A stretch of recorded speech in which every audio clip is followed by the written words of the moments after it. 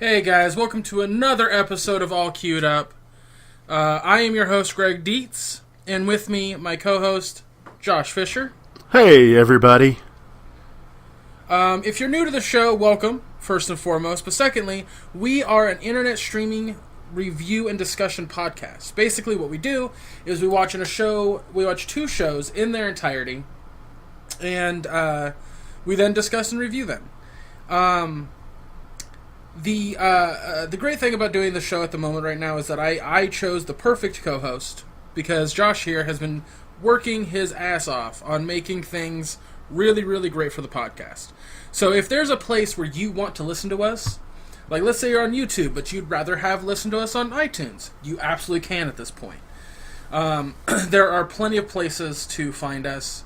I will list them off in just a moment, but also, real quick, if you have a suggestion, if there's a place for a home for a podcast that you like to listen to that we don't know about, contact us. Let us know. We will be happily to go there and see what we can do to facilitate our podcast on that site or platform, whatever it may be. You can contact us directly on our email. It's allqueueduppodcast@gmail.com. Fairly simple. But you can also contact us via our Twitter account, which is Queued Up Podcast, or at Queued Up Podcast. You can contact us via our Facebook page. Just search for All Queued Up Podcast. We have a WordPress site you can contact us on, allqueueduppodcast.wordpress.com. And just to kind of list off the places we're on Podbean, Google Play, Stitcher, and iTunes. So yeah, there's a myriad of ways to find us. Did not sound right in my head. Also, these are all the places in which you can suggest a show, request to be a guest on the show, because we'd love to have a third insight on an episode. And we can facilitate to your schedule too, if need be. But if you have questions, if you want to know our history, if you want to know what Josh and I are thinking about certain other things, because we are men of many tastes, and internet streaming platform via Netflix, YouTube Red, Amazon Prime, what else is there, Josh? Hulu, thank you. We also, I play lots of video games, a lot of video games. I do enjoy some comic books here and there. I know Josh is really into toys and video games on occasion. Oh, yes. But if you'd like to hear our thoughts on those, that's where you could ask questions. Plus, our WordPress site's going to be of a brain dump for us. So that being said, guys, again, thank you so much. I will run down that stuff at the end of the episode, too, if you didn't quite catch it. But I also want to give a quick warning. The shows that we discuss on this show are not always family-friendly.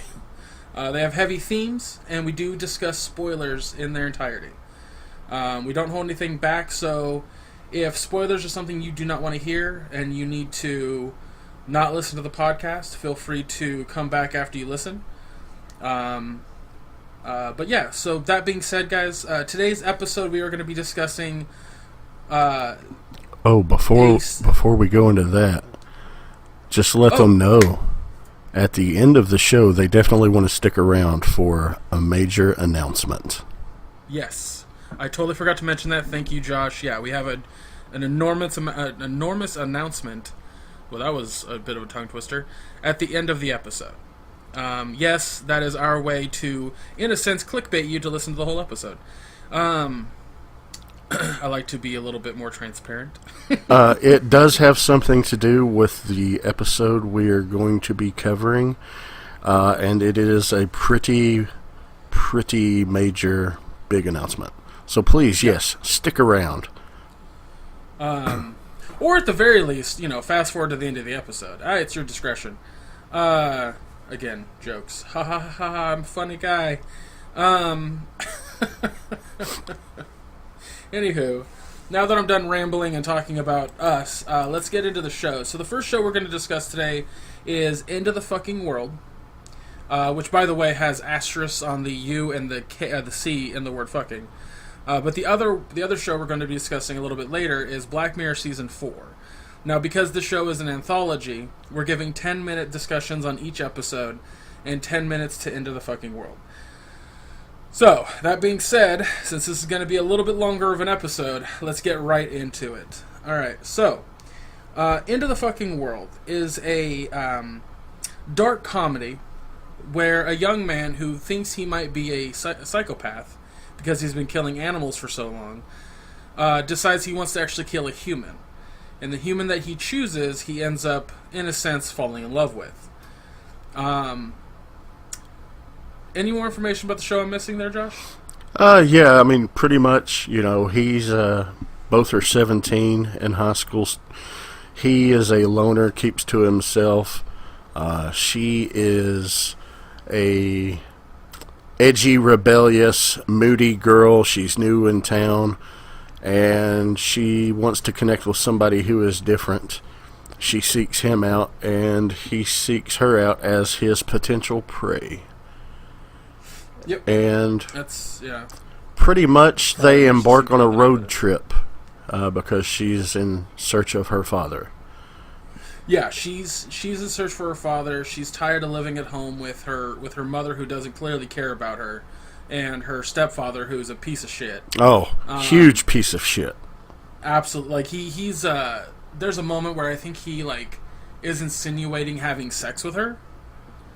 Yeah, he clearly, which is disgusting. He clearly has hinted around about inappropriate relations with her, but also talks down to her in such a manner that the already lack of any affection from her mother was the straw that broke the camel's back that made her want to leave. He was like, you know what, just leave. You'll be doing everybody a favor. We don't want you here anyway. So she's like, well, you know what, fuck you, I'm gone.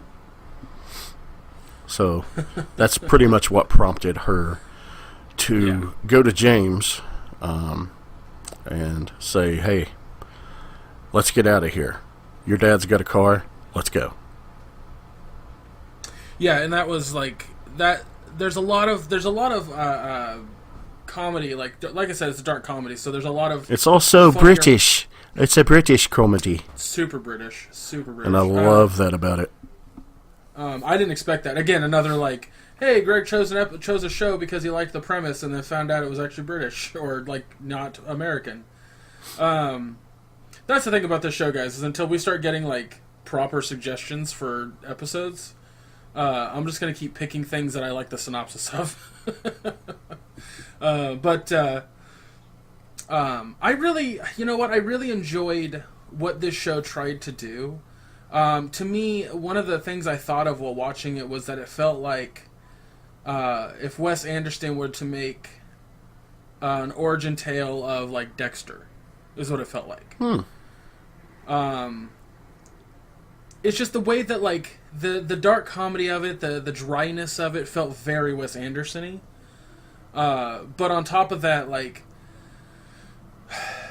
it also felt as if it was trying to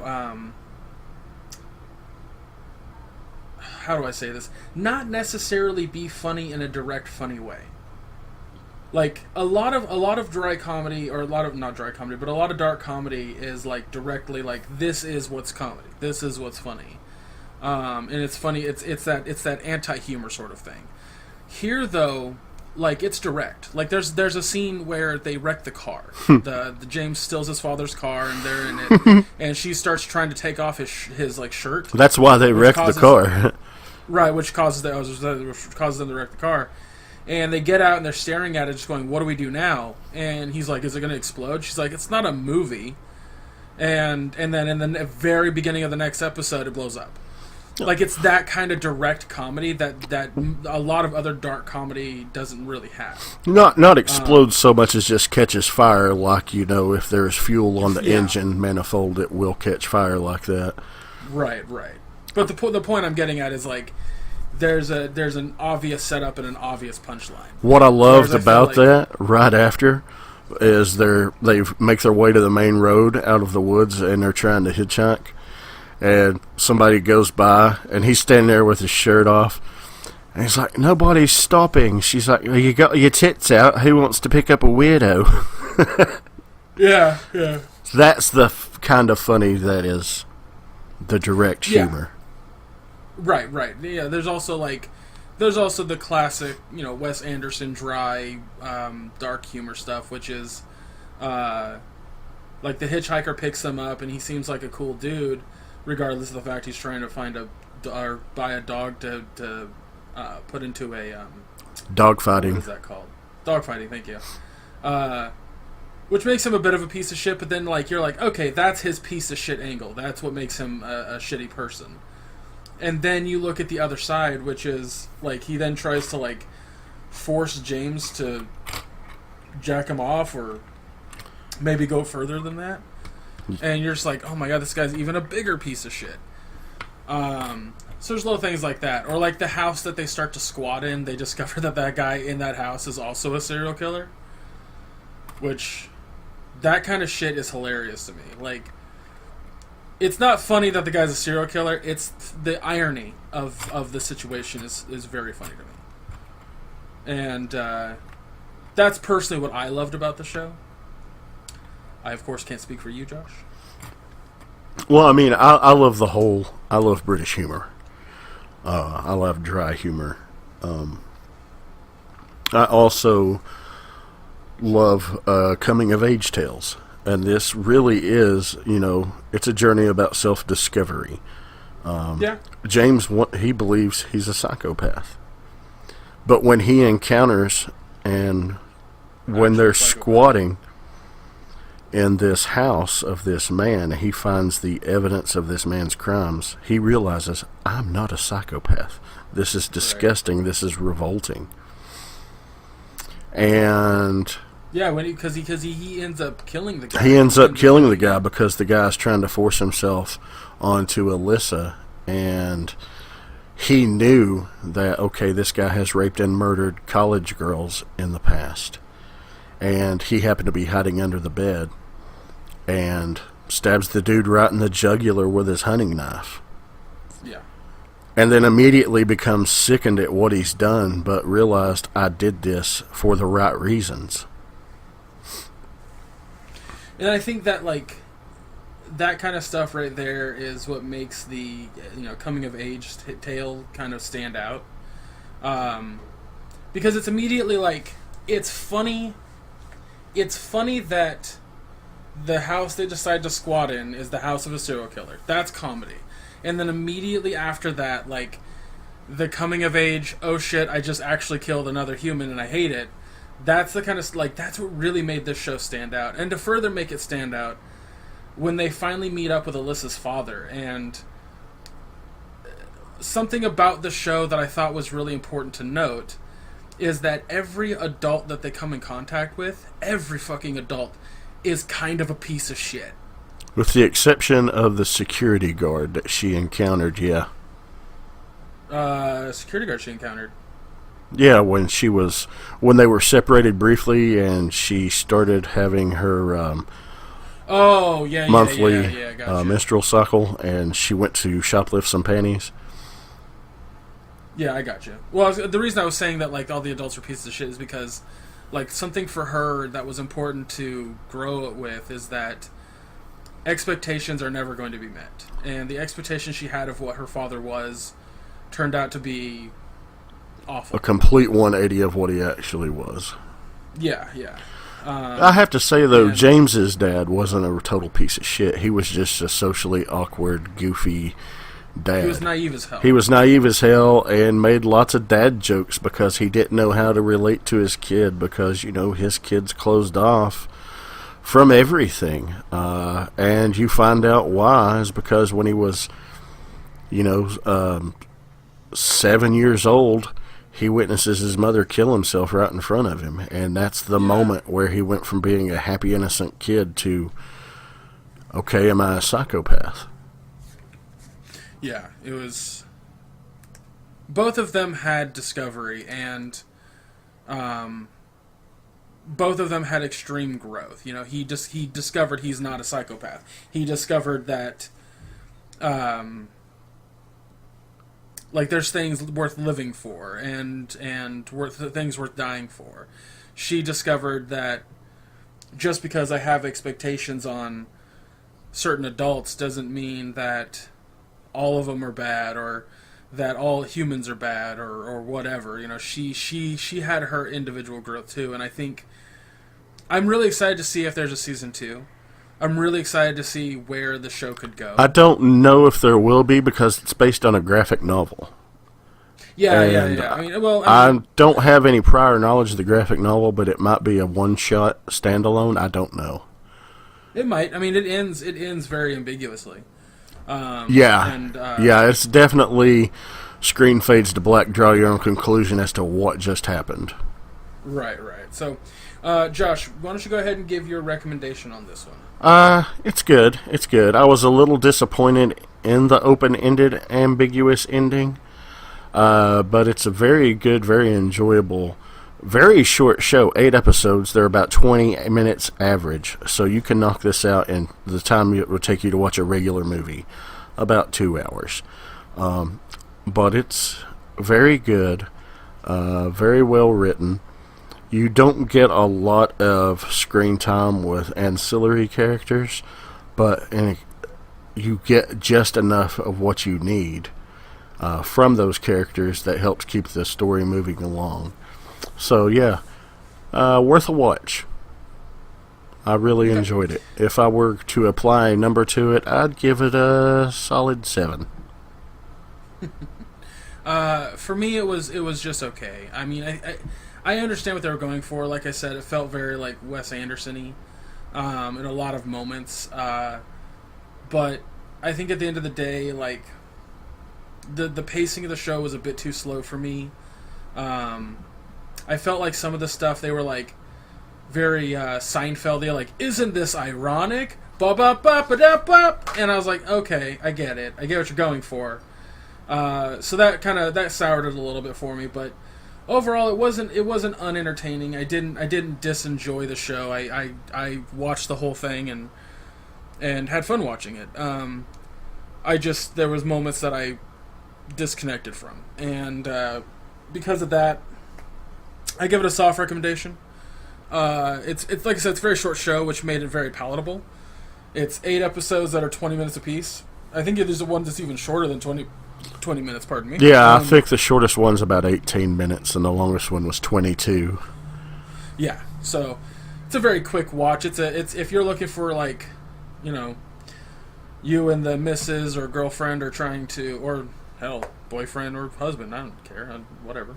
But if you guys are trying to find a couple movies to watch one night and you can't, this is definitely a decent one. So yeah.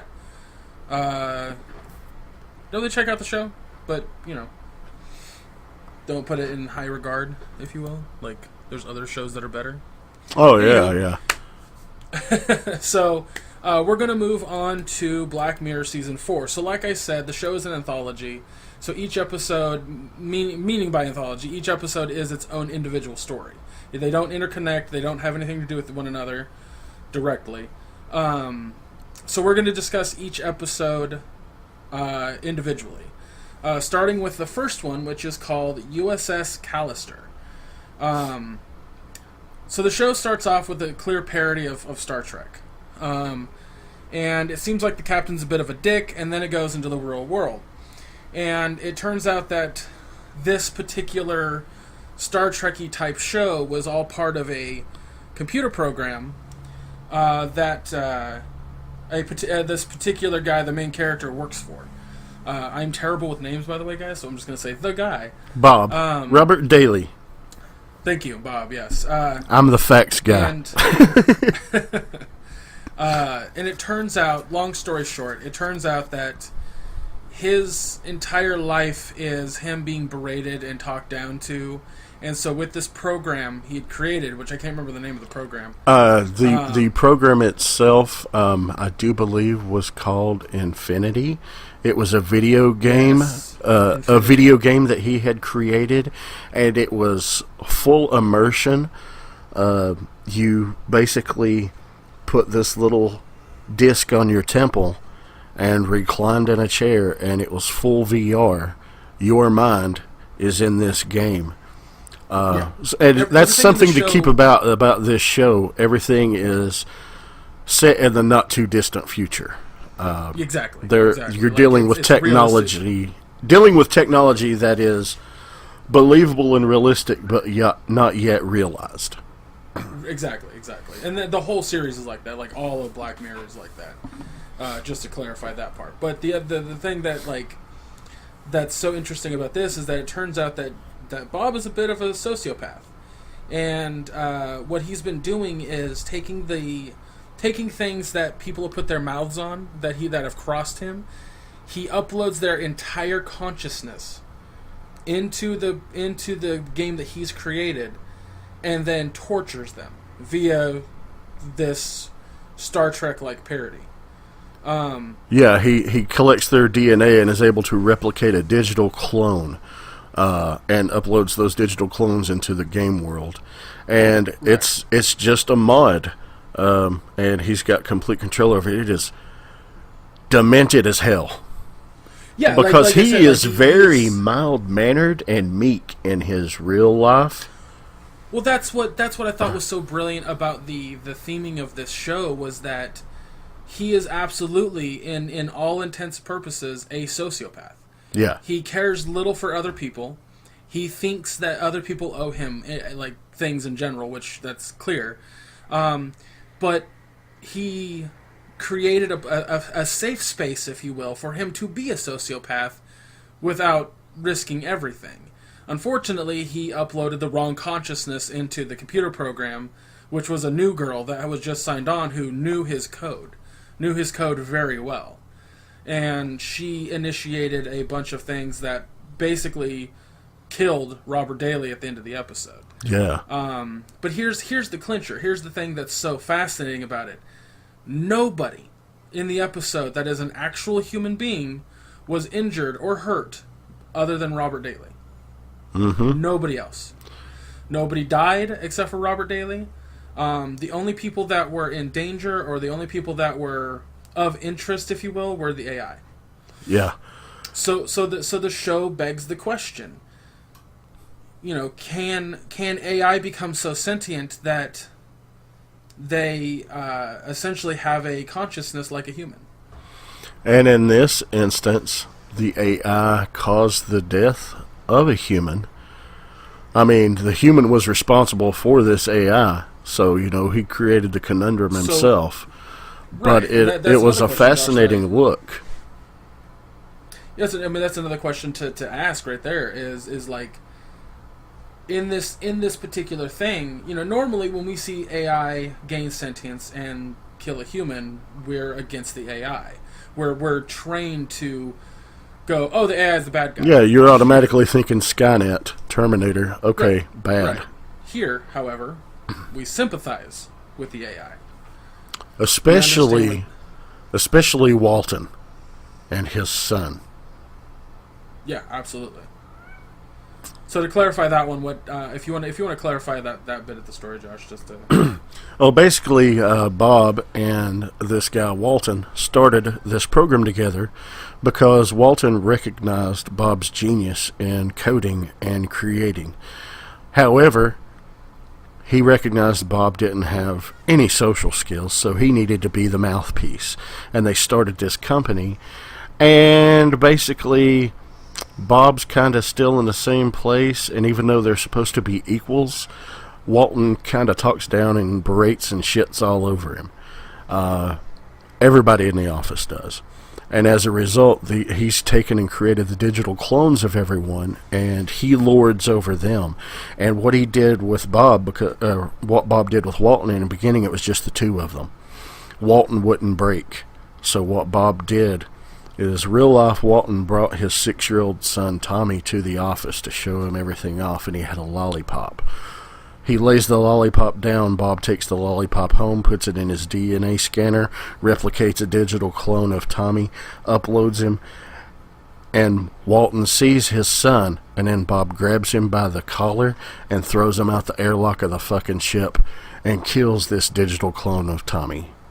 Now, here's the thing: these digital clones realize that they are digital clones, but they know that if they die, a new one can be brought back, and they have all the recollections of all their real-world memories.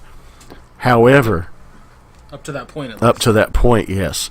However, their pain is still real. Their pain is just as legit as if they were a real living being. So that is the wonderful philosophical aspects that it raises.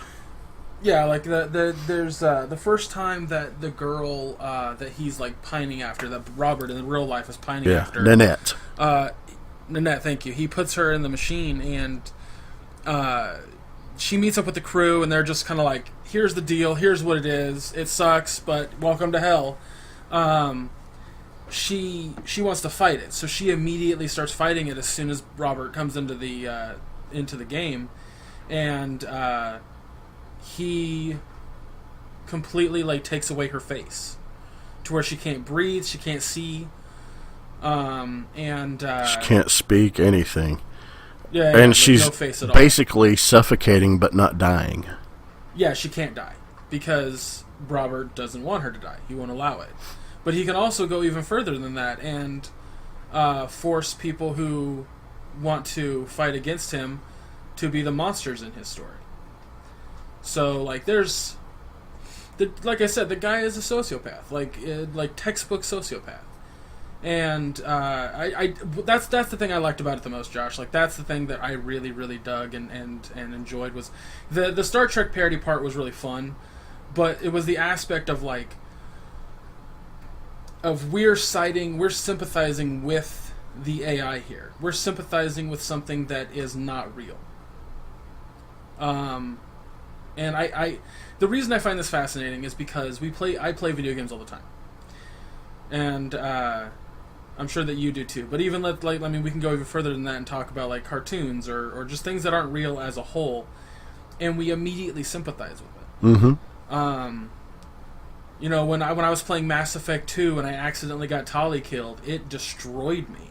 Like, I had to stop playing the game for a while because I was so upset about it. You got Tali killed? Yes. We're just gonna move past it because it's still upsetting. But that's my point. I sympathized with something that's not real, with an AI, right then and there. And this particular episode of Black Mirror was like, let's do that again, but in a different context. And I was just like, this is awesome. This is absolutely fantastic to me. So I found that to be deeply gratifying. And I felt the payoff of the episode was really, really well done. Oh, absolutely.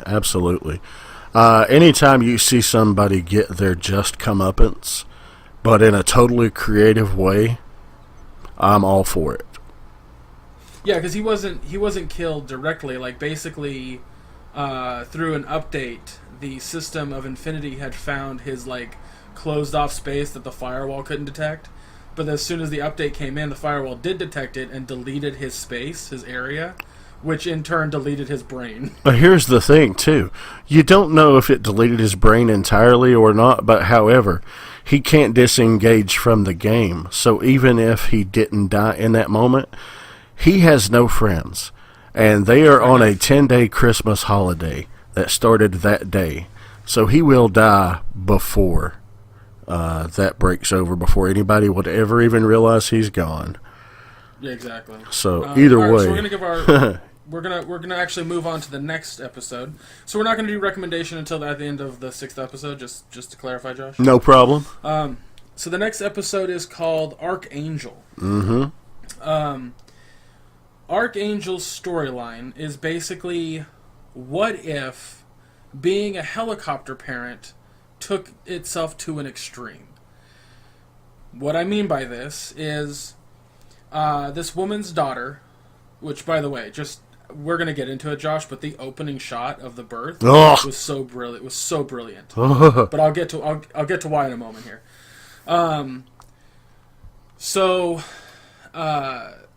The mom loses her daughter when she's 4 or 5 years old, maybe younger. 3 years old. Oh, 3 years old. Okay. Mm-hmm. She goes and chases a cat, and no, they can't find her. They eventually do find her. The mom's freaking out. So they go to this company named Archangel, which puts an implant basically behind the eye of the child in that we're talking about here, or just whatever child in general. And the parent now has a tablet, which they can have a GPS location.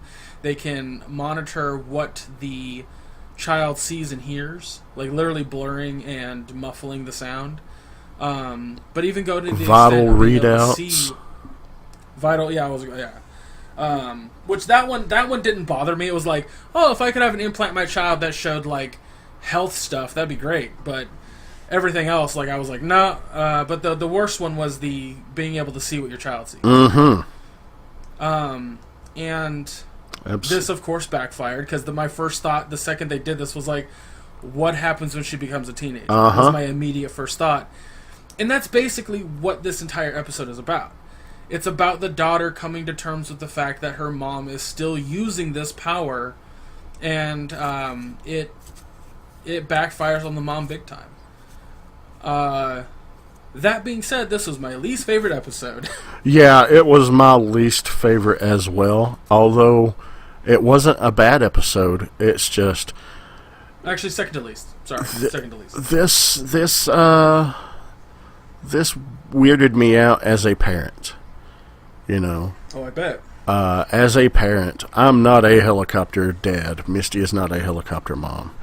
We give Madison, I mean, we want to keep her safe, but we give her a lot of free reign to do things. Let her figure stuff out.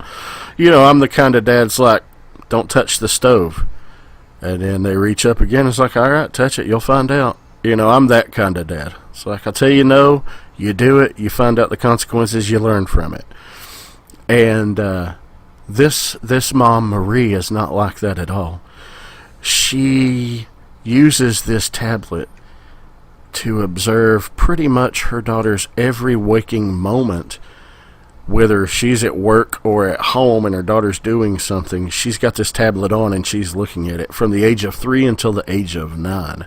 So for 6 years, she's used this thing. Until her daughter one day, this boy at school's saying, oh yeah, you know, I was watching this video and shows this guy getting beat down and his head gets busted open and blood goes everywhere. The girl has realized she's never seen blood before. And he describes it as thick red juice. She's trying to draw blood, and all of a sudden the parental blocks causes it to blur her vision. So she begins to stab herself in the hand with a sharp pencil just so she can see blood, and she can't see it. And that's when her mother rushes in. And they say, well, you know, this program, it wasn't approved in Europe, and they're discontinuing it in the States here in the fall. Just throw the tablet away. Turn off the parental controls, throw the tablet away, she'll be fine, no worries. Until 6 years later. Right, and what sparks the mom to use the tablet again is when she tries, like, she wants to contact her daughter, because she thinks her daughter's staying the night at her friend's house. Mm-hmm. But of course, like teenagers tend to do, like I know I did, like I know many friends who did, you lie to your parent, you say you're going to one location, but you're actually going to like a party, or you're going out with a bunch of friends. Like, it happens. And I think every teenager goes through it. If not, a lot of teenagers go through it. You know, oddly enough, I only did that a couple of times, but I never went to a party. I would go and play ball. I'd go and play basketball. I'd tell my mom, I'm going over to so-and-so's, and then I'd go downtown and play ball for hours. That was it. But the point is lying to your parent, like, yeah, exactly, is in a sense rebelling, but not directly, you know.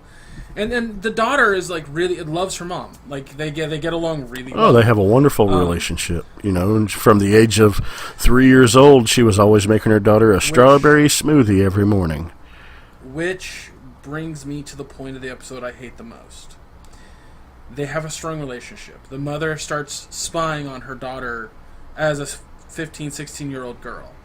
And I want to say 15. Yeah, 15. 15. It's not until the mom spikes the strawberry smoothie with anti-pregnancy pills, because the tablet told her daughter's now pregnant. And the daughter freaks the fuck out. The mom comes home, and then the daughter goes, like, it's weird. the daughter just starts beating the crap out of her mom with the tablet. It made no sense to the character development. Actually, dude, I think it made perfect sense, but go ahead. I say it didn't make sense because I don't think that the girl would have gone to that extreme in regards to the situation at hand, especially with their relationship. The entire episode builds their relationship as very strong, very mother-daughter, like there's nothing that could really break them, yada, yada, yada, yada, so on and so forth. So I assumed that the daughter was going to just run away. But instead, she beats the shit out of her mom with the tablet. And then runs away. And I'm like, what? Where did the violence come from? Like, that made no sense to me. The violence made no sense to me. Oh, it made absolute perfect sense to me. One, think back to your teenage years. It was easy to go into a rage. At least it was for me. You've got a girl who's not had, for the first half of her life, any type of normal life. She, until the age of 9, was not exposed to a lot of things that cause stress and anxiety. So she had the cognitive reasoning of dealing with stress and anxiety of a 3-year-old in a lot of instances. Then everything is thrust upon her, and, she is experiencing her first real crush, her first relationship. She's trying things out, trying to be her own person, find out who she is. And her mother interferes with that. Once again, her mother is taking away what she wants as a normal life. Then her mother basically forces an abortion on her by spiking her smoothie with a morning after pill. That's enough to make somebody whose mind is not as rational as a developed adult mind, who's also, very emotional at that age. It made perfect sense for her to snap. And also, she's like, you've destroyed my life with this tablet. I'm going to destroy this tablet and your life, and you're never going to see me again. That's why it made sense to me. She's like, you will never have the means to be able to find me or see me again because you cared more about this fucking tablet than you did me. I totally get that. I understand exactly what you're saying. What doesn't make sense to me, Josh, is the continuous beating. She hits her mom, like, they're wrestling over it. She accidentally hits her mom in the head with it, like, through the struggle, through the wrestling of it. And then just, like, continues to beat the hell out of her. And it was so bizarre to me. Adrenaline, man. You ever been in a fight? I've been in plenty of fights. I've fought my brothers. I've stood up to both of my parents. Trust me, I know exactly what you're talking about. And from a teenager's perspective, you're not wrong. You're absolutely correct on the idea that as a teenager, your hormones and your anger and your rage can get out of control. They absolutely can. But even in those moments where I may or may not have lost control, where I stood up to my father and tried to punch him, there were still moments of, like, pullback, of withdrawal. And this was a moment where she wasn't doing that at all. Yeah. I felt like she would have hit her mom, like, a couple times and then been like, fuck, I hit my mom, I need to just run. But she, like, beat her a lot. Like, she hit her, like, at least 10 times. Mm-hmm. And that, to me, it just really, really, like, soured the story for me. Yeah, I understand that. I don't know, man. Like, the other part that I think we got to move on in a minute here, but the other part that I really didn't like about it was the way that it was portrayed. Like, communication didn't exist between two people that live with each other in this regard. Like, there was no talking about it. The mom just did things, and then the daughter just did things. And to me, it seemed odd that two people who were supposed to have such a close relationship didn't talk. Yeah. So, I don't know. I get the idea. I get what they're going for. Like, being a helicopter parent is not a good thing. and you have to let your kids express who they are, and there's the danger of potentially in the future going to the extent of putting implants in child's brains to be a further helicopter parent. I get the message, but at the same time, I just feel this story was clumsily told. Yeah, and I get that completely. Like I said, it was my least favorite episode out of the group, so. But yeah, enough about that one. So we're moving on to Crocodile. Oh. Crocodile is fascinating because most of Black Mirror is the technology gone wrong. Here, not so much.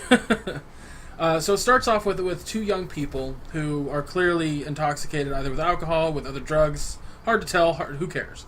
Point is, they accidentally hit a biker, kill the biker, and then dispose of the body like he never existed. And then lived many years without talking about it until one day where the woman is on a conference, tour thing, if you will. The guy basically comes to her and says, I've been alcohol free for 9 years, and I found a newspaper clipping where the woman, the wife of the guy that we killed, the wife I killed, she's been living in that same house and hasn't moved on because she's still waiting for him to come back, and I can't handle it, and I have to tell her. So the woman that he was with, the woman that's the main character in the episode, she's like, no, you can't tell anybody, and then ends up killing him. At this exact same moment, there's an automated pizza delivery truck outside. Or car. Mm-hmm. Whatever. If you looked at news recently, Pizza Hut's trying to do this. Which made people uneasy after watching this episode, which I was like, yeah, but it wasn't about the truck going bad. It wasn't all of a sudden it's throwing out frozen pizzas like Frisbees and chopping people's heads off. It just accidentally hits a guy who comes out in front of it really quickly. Even if it was another driver, the driver would have hit the guy because he jetted out right in front of it. Yeah. He wasn't paying attention, and there was just no way to stop that. Exactly. So what the woman ends up doing is taking the guy, putting him in a delivery cart for a hotel room, and then dumping him into what I think was molten. Yeah, it looked like a smelter. Yeah. At a construction site. It looked like a smelter to melt down metal. Yeah, that was my guess. So then she goes home, and while she's home, there's another character, this woman who is she's working for the insurance company, or at least I think it's yeah. She seemed to be some type of insurance claims adjuster, I think. Yeah. That's what I was assuming. And in this particular future, they have things where you can put a disc on your temple, very, very similar to the thing that was in the USS Callister, and recall your memories. Yeah, I think they called it a memory dredger, and the one guy referred to it as a dredger, and she's like, we like to call them collaborators. Right. So she goes to the guy that got hit, and he remembers specific things, but specifically a woman's face. So then the claims adjuster goes to that woman. The woman then remembers a flash being taken at a building up top, so then she figures out where that building is, which was a dentist. And the flash came from a camera that he had where he was trying to take a picture of another dude. And the dentist, he felt embarrassed by it, but whatever. But in the picture that the dentist took, or at least in the memory, there's the lady, the main character, she's standing in the window of the hotel room right after killing the guy. And yeah, she saw the accident happen in real time, and she happened to be the only one that did. So now this insurance claim agent is trying to track her down. Exactly. So this the claims insurance lady then is looking with a face finder sort of thing on her computer, and she tells her husband she's just finds her, tells her husband she's just 50 minutes away. I'll go there, do the thing, come back, it'll be fine. And he's like, all right, fine, whatever. So she heads out there, tries to do the memory thing on the killer woman, but the machine totally gets everything the woman's done. The claims insurance lady sees the killing in the past, the hiding of the body, like they're just freaking out in general. So the woman tries to leave really quick, but the car won't start. Classic horror movie stuff. Mm-hmm.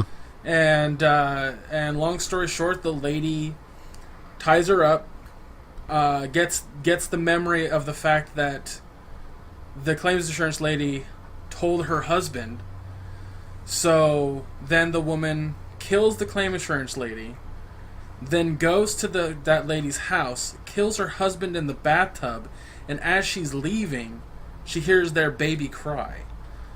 The final shot, which was fucking just unnerving, was her standing in front of the baby's crib while this baby is crying. Mm-hmm. It then cuts to her pulling up in front of her child's elementary school. She gets out, like nothing's wrong, but she's clearly drank a lot, whatever. Oh yeah. Of wine. It then cuts back to the hotel room, and there's two cops standing over the crib, just going, "Who kills a baby?" And I was like, "Oh my god, she actually did it! She actually killed the baby." And you find out they say the baby was blind, so there was no need. I was just about to say that. Yeah. Yeah. But here's the clincher. In the very beginning of the episode, when you see the insurance lady for the first time, her husband puts a hamster inside her in the room to put inside the baby's room. And sure enough, the hamster saw everything. So the recaller was able to be used on the hamster, and then the last shot of the show is the mom applauding her son on stage at the school show while the cops are coming in to arrest her. I absolutely loved this episode. It was very disturbing because, she wouldn't have done any of this to begin with had the guy she was with that hit the biker not disposed of the body. Had he just, I made a mistake. I made a terrible mistake. But she kicking and screaming, she still went along with his plan, and that's what caused this chain of events. And it's just, it was amazing to me the lengths that somebody will go to protect their happiness at the expense of others. Yeah, that was the crazy thing, was that she wasn't doing it for any other gain than to not be a killer. She was killing to not be found out as a killer. She was doing it to not to protect her family, because at the end of the day, her husband and son will be fine. I mean, they'll have to live with the fact that their mom's a serial killer to this extent. She was doing it to protect herself, essentially. Yeah. Protect her reputation, her standing in life, and this and that. And But it was just, I love the way that it was told, through the memories of different characters and just the horrific ending. I mean, this woman legit killed 4 people, including a toddler. Yep. To preserve her own happiness. Oh. Yeah. It was disturbing and gross. Don't get me wrong, but that's what makes a story like this so impactful, in my opinion. The woman is to an extent is relatable. I think everyone can relate to the fact that you would protect what you have. If Josh, you found out that somebody could take you away from Misty and Madison, would you not try to stop that? I honestly cannot answer that question.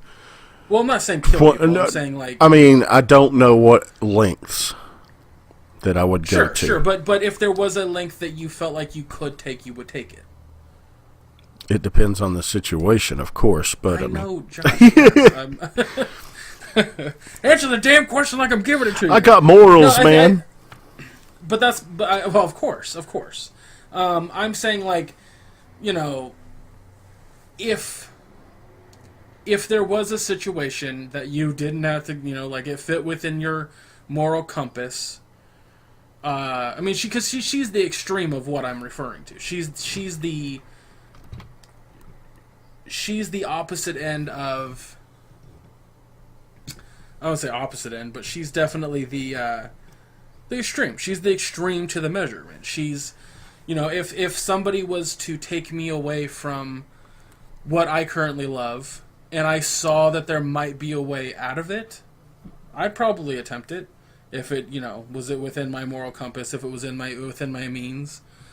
But, that's what I liked about it. Like, I understood where she was coming from. I didn't agree. Oh, yeah, I completely get where she's coming from, but I did not agree with her approach, the way she handled the situation at all. Yeah, I completely, that's what I loved about it, and I just really, really dug that episode. But we're going to move on to the next one, which is titled Hang the DJ. Mm-hmm.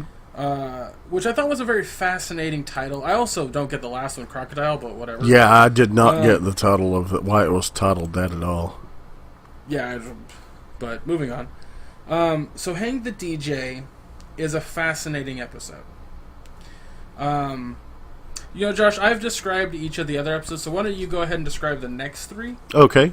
So go ahead and start with... Yeah, Hang the DJ, you start out with these two people, Frank and Amy. They've been paired up by a dating program that puts a predetermined expiration date on all relationships.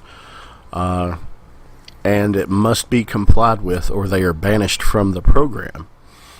And once they are in it, they begin to question the system's logic as to why are these things happening, why only so much time with this person yet so much time with this person. And I thought it was really, really interesting. But the first couple, Frank and Amy, they meet and they're like, it's my first time in the system here, mine too. Well, let's see how long we have. And they've got these little round, they kind of look like a restaurant pager, like when you go out to eat and they give you this thing, and when it flashes your table's ready. They call it Coach, and they can ask it questions and it will answer. They tap it and they both discover, well, we've got 12 hours together. So they eat dinner and then they're taken by this self-driven carriage to a little house.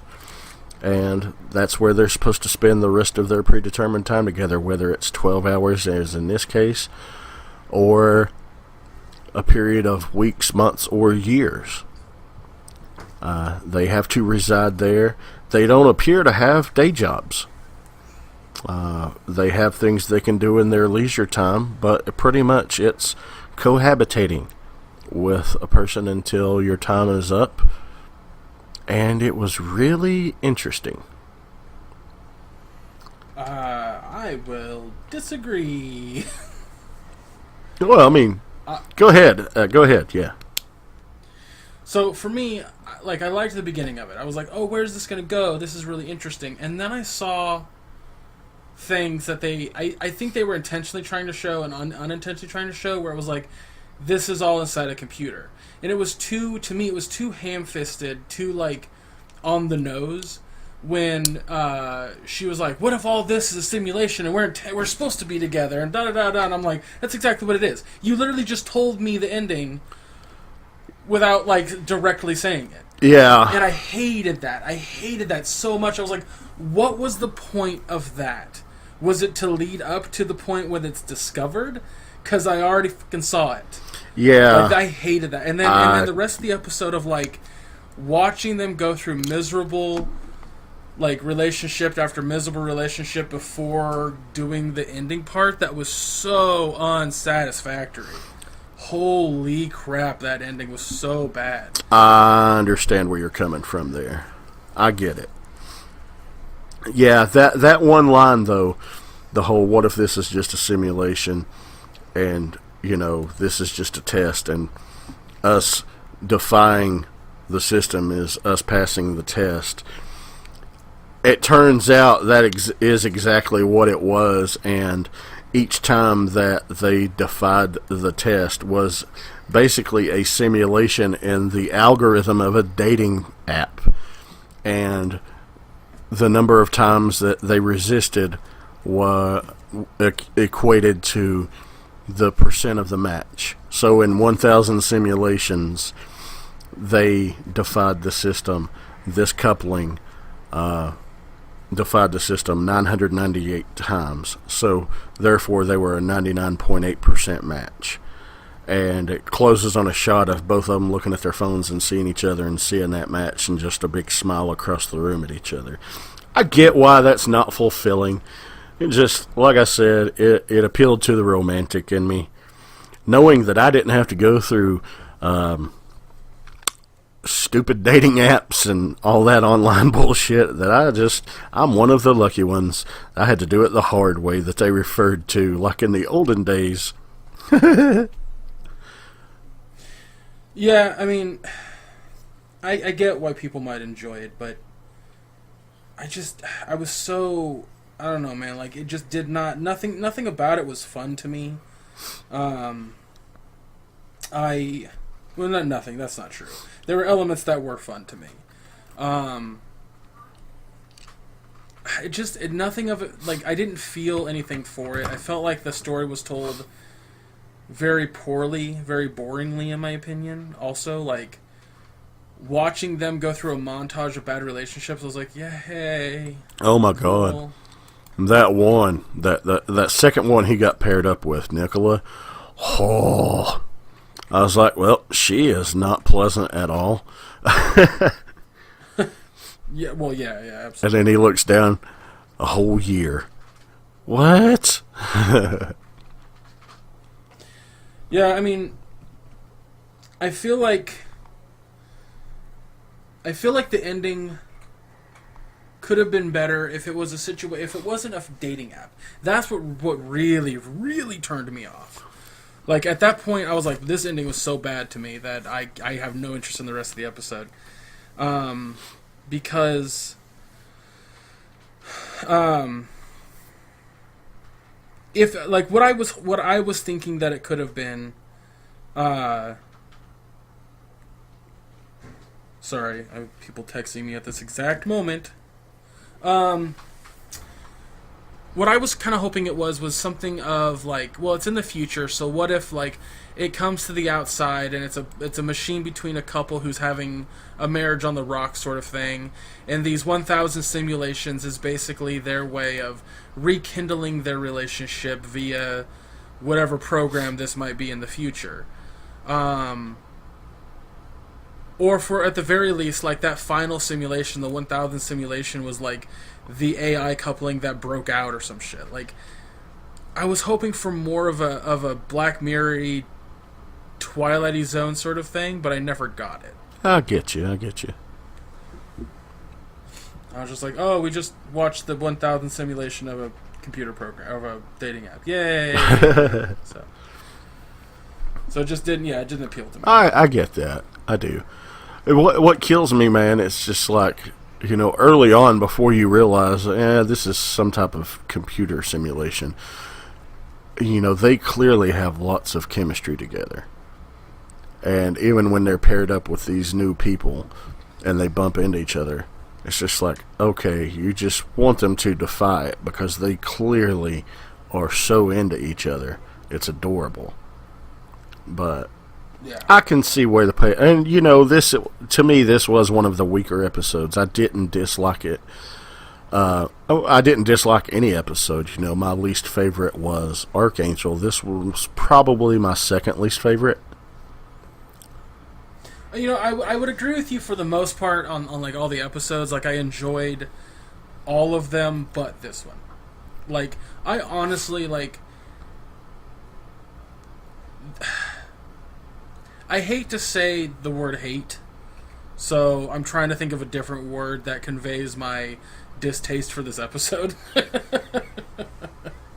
I just didn't like it. Like, it wasn't like, I can see why people would like it. I totally see the romantic angle. I see why that's something that would draw people in. And there could be an argument for why I'm totally wrong about the angle of it being a dating app, and that's why it like yada yada whatever. Well, I mean, I'm saying you're going to like what you like, you're going to dislike what you dislike, and whatever reasons. I mean, the storytelling in this was a little on the weaker side. Yeah. So I think that has something to do with it too.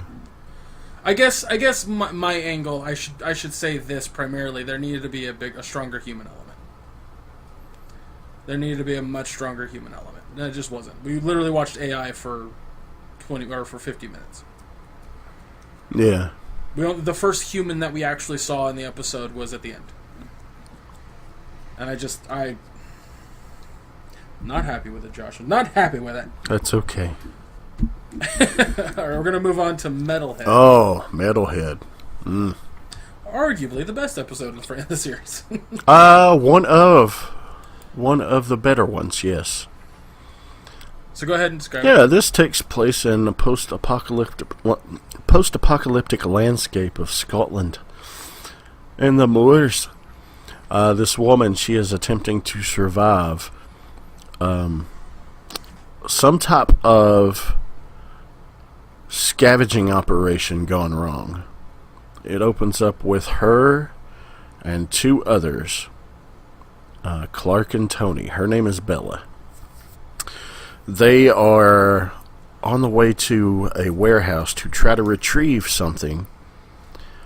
And in this post-apocalyptic world, there are these creatures that are robotic dogs that track and hunt and kill humans. We don't know why. We're never given the why. But early on, when they're in the warehouse, one of these things finds them pretty much exactly where they are looking. It's like it was a trap. And it sends up this ballistic mine that explodes in the air and sends out these little razor-barbed tracking devices in a 360-degree radius, hitting both her and the other person in the warehouse.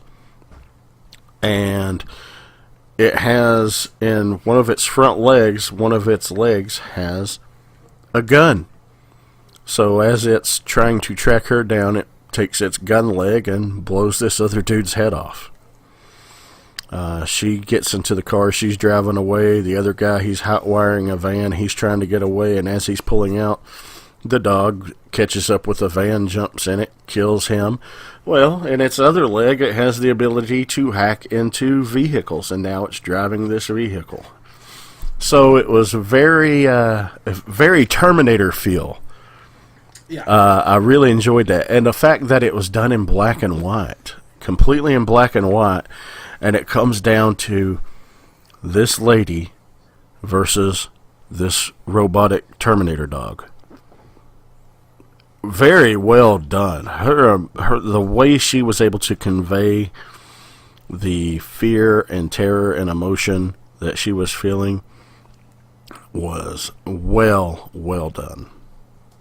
Yeah, that actress did such an amazing job. Like, I'd like to know what else she's in, because the entire time, like, I was legitimately terrified for her. Like, I was like, my anxiety was up a little bit, going, oh my god, is she going to survive this? How is she going to survive? And when it, like, the end, where it turned out that the tracking razors, like, called in a bunch of other metalhead dogs, or whatever you want to call them, and she had to kill herself. Yeah. Because she knew if she tried to take the trackers out, she wasn't going to survive anyway. And that if she was to try to run, she might lead the dogs to the other survivors. Yep. So it was like, for me, it was this entire story was like, if, oh god, who's the guy who did the Alien movie? Why am I drawing a blank on his name? The guy that did the Alien movie, what do you mean? Directed, wrote, what? Yes, directed and The wrote. original? The original. Ridley Scott. Ridley Scott, thank you. It's like if Ridley Scott and George Romero got together and made a horror movie. Or a horror story. And I say that because, like, a lot of the black and white elements, the angles that were took in terms of how the horror stuff was shot, on top of like tense moments where certain things are being shown to you while other things are not, seemed very Alien-esque and very like survival against the dead-esque. Yeah. Like it just reminded me of that very strongly, and I loved that. God, I loved that. It was so good. There's a moment in this show where the dog is still searching for her because she's in a house. While she's in the house, she's searching for the keys. She realizes, because she's in a room full of like dead animal heads, stuffed animal heads, I should say, trophies, if you will, that there's got to be a shotgun or some other kind of weapon in the house. She goes upstairs, and it's two people who are laying in bed who've clearly committed suicide. And the guy is holding a shotgun. Yeah, she had found the shotgun shells, too, downstairs, too. Yeah. And that entire scene where she's dealing with like the grossness of a dead body, both smell and visual, the fact that she has to touch it in order to get the shotgun, and search it and find the car keys. Just like she has to. It's nasty. It's nasty, and it's so well shot because they don't show the bodies up close. Not once. If they show something up close, it's like the hip of the body or the hand. Yeah, you don't see the destroyed remains of a head. It was done in a way and filmed in a way and shot in a way to where, and her acting ability to portray what somebody would go through in that moment, very well done. Yep.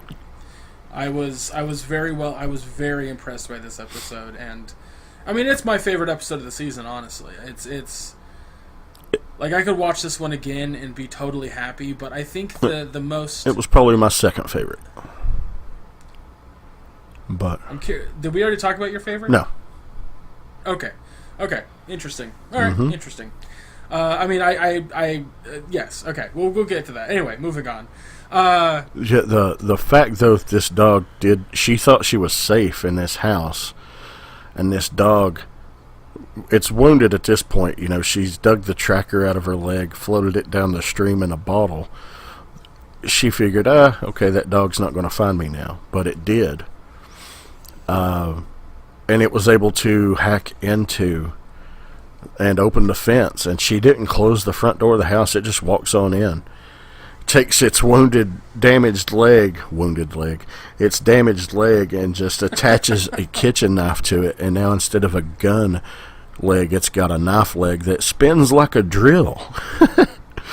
That was so cool. She hits it with a bunch of paint. Yeah. Which totally knocks out any visual sensors it could possibly have. So now it's going purely on sound.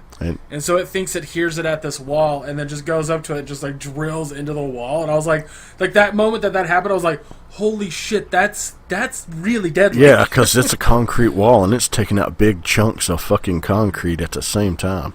Yeah, exactly. But when she runs and tries to start the car, and then the radio starts playing and draws it outside, that's when she has her showdown with it, and she shoots it in the face. And she manages to disable it, but as she is disabling it, it sends up one of those tracker mines, and it goes off, and she catches one in the cheek. And when she's going to try to dig it out, and she realizes it's going to be painful, she looks. That's when she sees another one, and it is right on top of her jugular. So if she removed it, it was going to kill her. She would have bled to death. Well, see, and here's the thing, is I think there's two factors to this. Because I think she could have dug out that tracker without killing herself. I think she could have done it and then survived via patching herself up.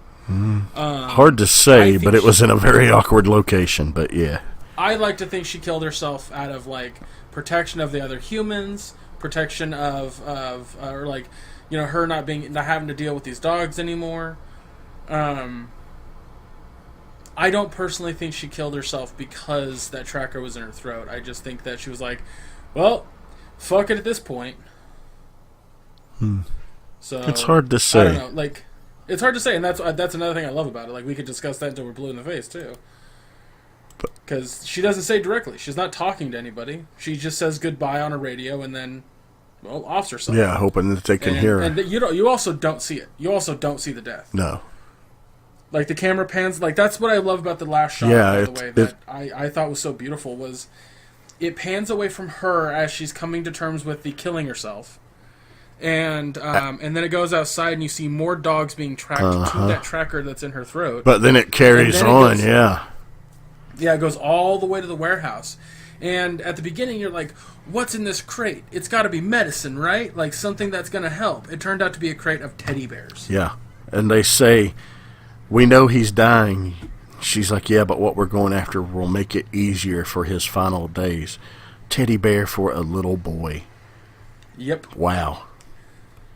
I mean, that's... fucking loved this episode. It's the saddest episode by far, but it's also the best episode by far. I mean, the things you'll do for the people that you love, you know, it was heavy. It was heavy. It's super heavy. It was very enjoyable, though. So very enjoyable. Incredibly enjoyable. Like, again, my favorite episode of the season. All right, so we're going to move on to the next one, Black Museum, and I'm going to leave it to you, Josh, to describe that episode. All right, and this one would be my favorite episode, actually. But Black Museum starts out... That's my second favorite. I hear you. Starts out, you see this girl, her name's Nish. She's driving down a highway in the desert in America. Don't know the exact location, but... she stops at this abandoned gas station. She puts her car on charge with a solar panel that she folds out onto the trunk and puts it on charge. Looks down, sees she's got 3 hours to charge. Looks at this building next door, and you see an image, and it says, Rollo Haynes, Black Museum, world famous. So she walks over, and this guy comes to the door and says, oh, you're here for the tour. And it's a museum of criminological artifacts, which is very interesting. Because apparently all these artifacts that are on display in this museum are things that have been in each season and each episode of Black Mirror. I've never watched Black Mirror before this season, so I only recognize the ones from season 4. I recognized the DNA replication box and the lollipop from the Callister episode. I recognized the bathtub from Crocodile. Yeah, like, did you remember that bee that she saw for like a second? Yeah. That's from the last episode of season 3. Okay. And there's a couple other ones. Like, I know the director came out and said that there's a little bit in this episode from each episode of Black Mirror, or at least each episode of season 3 and 4. Okay. But I don't, like, I'd have to, like, find something where somebody found all of it, but continue. Yeah. But basically, this Rollo guy, who, man, total carny, in the best way. His portrayal. Just loved his smarmy attitude. His fascination with the creepy and bizarre. And the macabre. The macabre, yes. He's just telling stories of these particular artifacts. And the first one he's talking about is a neural implant, the world's first neural implant, there was a doctor who had horrible mortality rates with his patients. And he happened to work in the research and development recruitment department for this one medical med tech field. He's like, hey doc, I got the cure for what ails you, so to speak. It's this neural implant that's implanted into the head behind the ear. And by interfacing, it allows this some type of hat to be placed on a patient, and through the neural implant, the doctor could feel all the pain, feel exactly what the patient was feeling, with none of the consequences. So he could use it to diagnose his patients, which is a fascinating and genius thing. It's like, okay, now I know where they're hurting, I know what to look for, let's test it, confirm it, and all of a sudden, he is super doctor. It's going great. Until he, what was it that caused it? A power outage or something like that? The patient... For which one? The doctor's neural implant. What caused the malfunction in it that caused him to desire the pain? Oh, I think it just happened. Like it wasn't anything that malfunctioned. It was yeah, he just got to where he needed the pain. He wanted the pain. Yeah, like she stepped on a Lego, yeah, or something like yeah, that. an electrical like, outlet plug, yeah. And he loved the pain. He started, yeah. But it's like he started staying plugged in too long to a patient, and it let a patient die. And then when they were trying to shock a patient back to life, he had it on, and that caused it to backfire, and he went sadistic. And they pulled him off the project and took it away from him, so he started self-mutilating just so he could feel the pain and get the pleasure from the pain again. Oh, it was wonderfully disturbing. Yeah, the what he looked like at the end was horrifying. Yeah, you'd see he's clipped his Achilles, severed his Achilles tendon, shaving his skin off with a straight razor and pulling his teeth with pliers. Ugh, sadistic, man. Masochist. But the second artifact she looked at was this little monkey. And the sad story behind that monkey. This young couple met and fell in love. And the quote that he used, he's like, eventually he dick pukes a little baby paste up her wazoo that took hold. Pukes a little baby paste was easily the funniest thing I've heard that whole day. Yeah. So, congrats to this episode. Yeah, it was pretty funny. They have a child, and they're happy. She's trying to take a picture. She's backing up to get a better picture. She gets hit by a truck, and boom, she's in a coma. Well, here we go. Rollo Haynes and MedTech comes down and sees this couple's plot. He's like, what if I were to tell you there's a way to transfer her consciousness into a living vessel? Her body will die, her organs would be harvested, but she will live on. He's like, how do we do it? And he's like, we put her in your head. Seems like a great idea. What better way to be connected to the person you love the most? Have them inside your head, right? Well, that's a terrible idea, it turns out, because, you ever wanted an unwanted backseat driver there all the time? So basically, he's trying to move on and live his life, but she's living inside his head. She is interfering with that and throwing fits, and he finds out there's a way he can put her on pause. Yeah. And I got you.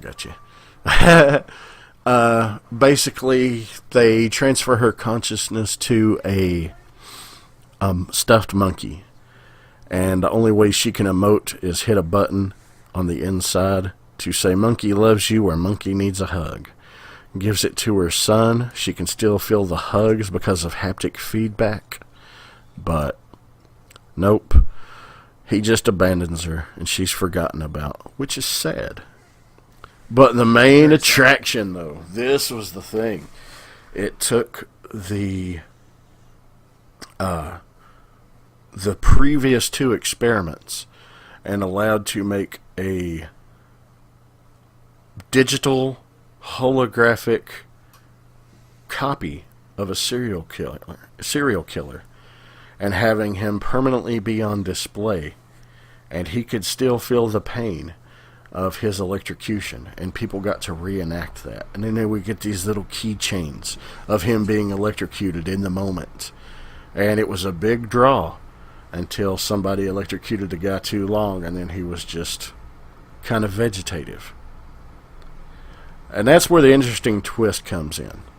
This girl who's come to see this turns out is the daughter of this guy, and it's a revenge plot, and she's going to free her father's memory and in fact get revenge on Rollo Haynes for causing all this, because he didn't care. By the way he was talking about what happened to the serial killer, he's like, nobody gave a shit. His family didn't care. He didn't realize that this is his daughter. It turns out the mother is in the consciousness of the daughter, and they're in on this. They cooked this up together, and they kill Rollo, and by poisoning him, they extract his consciousness, download it into the cell, download him inside of the prisoner, the serial killer, who his name, I can't think of his name off the top of my head.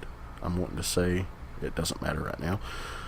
They electrocute him and kill both of their consciousness, and then she's got Rollo in this little keychain screaming in his final moments. Perfect revenge plot. Twisted and dark, and I enjoyed every second of it. Yeah, I completely agree with everything you just said. Like it was very fun to get 3 different stories that all accumulated into this revenge story that we get very, very little of technically, but get a lot of at the same time. The way it was told was like it kept you enthralled the entire episode, and it was fascinating. Oh, absolutely. Yeah, that's why it's my second favorite episode. The ending was so satisfying. It was so I was like, yay! When you see revenge. that just comeuppance, that deserved comeuppance of somebody that is so reviling. Yeah, like after the second story, I just kept thinking like, this Rollo guy's a piece of shit. Yeah. Like I just kept thinking that, and I was like, I wonder what's gonna happen. Where's it gonna go? Like, oh my god, it was so good. It was so good. But yeah, so guys, that is all 6 episodes of Black Mirror Season 4. And we're not going to rate them, we're not going to do that, but we are going to give a recommendation for the season overall. I'm going to do that real quick. Yeah. My recommendation is a strong recommendation. Sure, you have to sit through a couple of stories that you might not enjoy. I think Archangel, Crocodile, and Hang the DJ are the weakest of the 6. But they're not bad. They are enjoyable. And hell, you might disagree with me entirely. You might enjoy them a lot more than I did. Especially Hang the DJ. I mean, if you liked that one a little bit, you liked it more than I did. But I think that Black Mirror is definitely the type of show that is intended to be dark. It's intended to be miserable. To showcase some dark storylines that maybe wouldn't have got the light of day otherwise. But everything's based around technology, too. That's what Black Mirror... I mean, the name Black Mirror literally means a screen that's turned off. Because everything that you own, when it's off, becomes a black mirror. Da-da-da-da-da-da. Hey! But I absolutely love Black Mirror. I think it's a very clever show. Like I said, it's Twilight Zone with technology, and I couldn't be happier that it's still going and that this season got a lot of praise and people adored it, so we're getting a season 5. So yeah, it's a strong recommendation for me. Josh? I give it a strong recommend too. I had no knowledge of Black Mirror. I had heard of it, never seen it, and just watched this season only. And out of the 6 episodes, I enjoyed 4 of them very, very much, and 2 just kind of okay. Those are alright, but still, overall, check it out. It's like a modern day, in the near future Twilight Zone. I really like it. Cool. Alright, so, now that we've done that, I normally right here would tell you the next 2 episodes we are going to watch, but here's where our special announcement comes, and I'm going to let Josh tell it. Alright. As you guys know, we're wanting to take this show in a new direction. We wanted to make it more of our own, and one of the things that I decided to do was to reach out to see if we could get a special guest. So, 1 week from today, next Friday, we're going to have another episode. We're not going to be 2 weeks because next week we're only covering one show. That show is The Toys That Made Us on Netflix. And then we will also be having an interview with the creator of the show, Mr. Brian Volkweiss himself, is going to be on the show giving us an interview. So we'll have our first real official guest. And I couldn't be more excited than I am at this opportunity. We're both incredibly amped for this, and we both put Josh more than me by a long shot, but we both put hours into making sure this works and we get this right. Not only is this a great opportunity for the podcast, but it's a great opportunity for us. And I couldn't be more thankful that Josh is my partner in this show, and that he's put the effort and work into getting this done. It's going to be a lot of fun.